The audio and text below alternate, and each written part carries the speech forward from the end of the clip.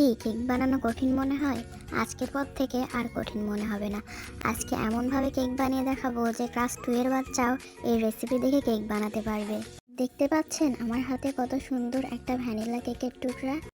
আজকের recipe follow করলে আপনিও ঠিক এভাবেই কেক বানাতে পারবেন। কেক বানানোর জন্য আমরা সবার প্রথমে মোল্ড রেডি করে নেব। এখানে একটি মোল্ড নিয়ে আমি তার ভেতরে সামান্য সয়াবিন তেল দিয়ে দিলাম এবং হাতের সাহায্যে এটা সারা মোল্ডে ছড়িয়ে দিব। তারপর পুরো মোল্ডে তেলটা ছড়ানো হয়ে গেলে এই মোল্ডের মাপ অনুযায়ী আমি একটি নর্মাল কাগজ কেটে নিয়েছি, সেটা বসিয়ে দিলাম। এখানে যে বেকিং পেপারটাই লাগবে বিষয়টা এমন না, যে কোনো কাগজই ব্যবহার করা যায়। তারপর এখন শুকনো উপকরণগুলো রেডি করে নেব। তার জন্য একটা ছাঁকনিতে 1/3 কাপ পরিমাণ ময়দা দিয়ে দিচ্ছি। আমি এখানে 3টা ডিমের কেক বানাবো, তার জন্য 3/3 কাপ ময়দা নিয়ে নিচ্ছি, মানে 1/3 কাপ দিয়ে 3বার ময়দাটা নিয়েছি। তারপর দিয়ে দিচ্ছি 1/2 চামচ পরিমাণ বেকিং সোডা ও সামান্য পরিমাণের লবণ। তারপর এটাকে ভালোভাবে ছাঁকনি দিয়ে চেলে নিব। এর ভেতরে কোনো প্রকার দানা থাকা যাবে না। তারপর এটা হ্যান্ড হুইক্সের সাহায্যে আবারও ভালোভাবে মিশিয়ে নেব। এখন আমাদের ডিমের ফোমটা রেডি করতে হবে, এজন্য আমি 3টা ডিম ফাটিয়ে নিচ্ছি। সবসময় মনে রাখবেন একটা ডিমের জন্য 1/3 কাপ ময়দা এবং একটা ডিমের জন্য 1/4 কাপ চিনি লাগে। তাহলে আপনার ডিম, চিনি এবং ময়দার পরিমাণটা ঠিক থাকবে এবং কেকটাও পারফেক্ট হবে। এখন বিটারের সাহায্যে ডিম আর চিনিকে ভালোভাবে বিট করে নিব।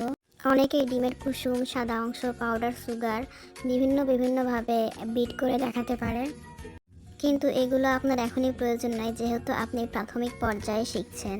শুরুতে এভাবে বানাতে বানাতে আপনি একসময় বুঝে যাবেন যে আসলে কোনটা কিভাবে কখন দিতে হয়।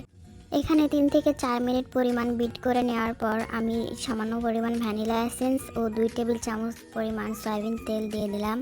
তারপর আমি আবারও 2 থেকে 3 মিনিট সময় ধরে বিট করে নিব। বিট করা হয়ে গেলে এরপরে আমি এর ভেতরে সেই চেলে রাখা শুকনো উপকরণগুলো সামান্য পরিমাণ করে দিয়ে দিব।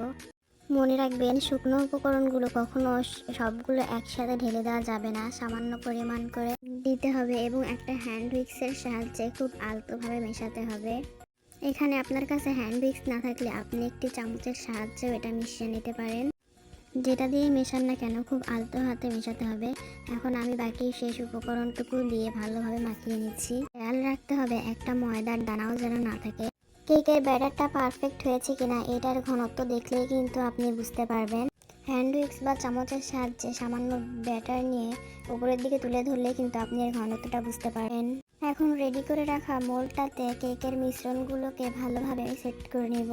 কেকের ভেতরে যেন কোনো প্রকার বাতাস না থাকে বা কোনো প্রকার বাবল ক্রিয়েট না হয়, এজন্য মোল্ডের দুই পাশে ধরে এভাবে ট্যাপ ট্যাপ করে নিতে হবে কয়েকবার। তারপর আমি 160 ডিগ্রি টেম্পারেচারে 30 মিনিটের জন্য কেকটা বেক হতে দিয়েছিলাম। কেকটা বেক হয়ে যাওয়ার পর অবশ্যই একটা কাঠি দিয়ে এটা চেক করে দেখবেন ভেতরে কাঁচা আছে কিনা। কাঁচা ভাবতে spongy perfect vanilla pound cake.